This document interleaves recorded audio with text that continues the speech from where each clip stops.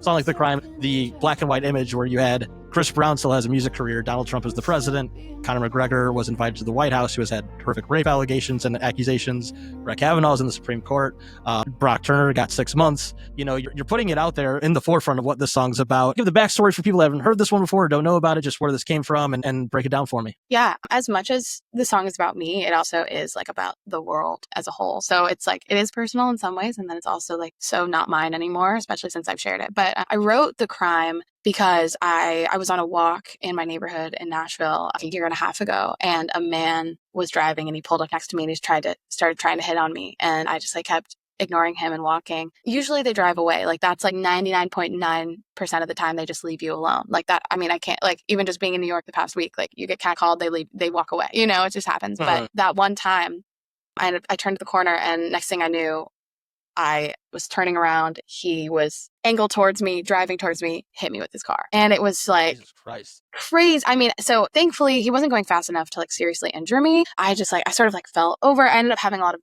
bruising on my side, but nothing like like everything was fine. I was really lucky, but it was sort of like, I sort of got my bearings and we like had this moment of eye contact and he started backing the car up towards me again. And I just like took off sprint. Like I just ran for my life because I did not know in that moment, like, is he trying to kill me? Is he trying to kidnap me? Which is worse? I don't know.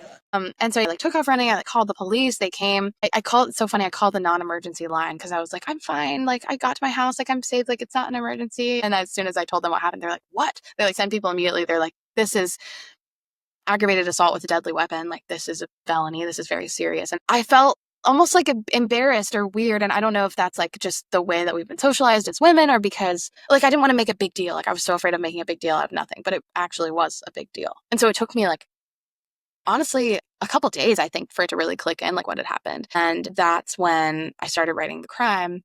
And it was really just a way for me to process it. I had never been like face to face with such like horrific violence and cruelty before. And it just like really shook me and it made me feel like extremely vulnerable and exposed. And I've always been like nervous walking around like at night or by myself or anything. But it was like 3 p.m. in my neighborhood where I went on walks like every single day and I felt so safe.